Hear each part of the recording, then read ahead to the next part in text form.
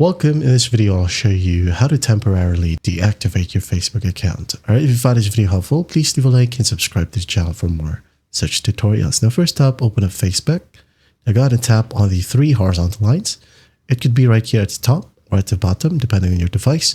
So just tap on it and just find settings and privacy. Tap on it and tap on settings. Okay. Wait for it to load, and once it loads, find Meta Account Center and then just tap on it. Once done, go ahead and tap on at the very bottom. We have Manage Accounts.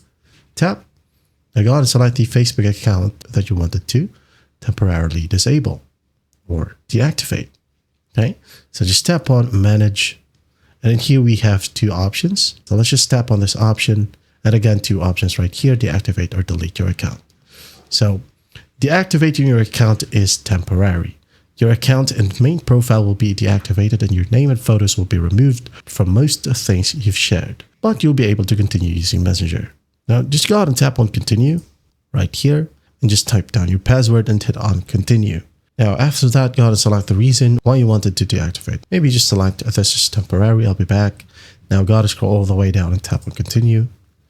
Wait for it. Now at the very bottom, you have the option to automatically reactivate your account in what? 7 days?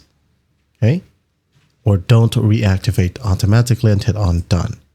Now, if you want to activate or reactivate your account back, all you got to do is just log into Facebook by just using the same credentials. Okay, and your account will automatically be active again. All right, that's basically it. Again, all you got to do to reactivate it is just by logging in with the same credentials, same password, same email. That is how you temporarily disable your Facebook account. I hope this video helps, and I'll see you in the next one.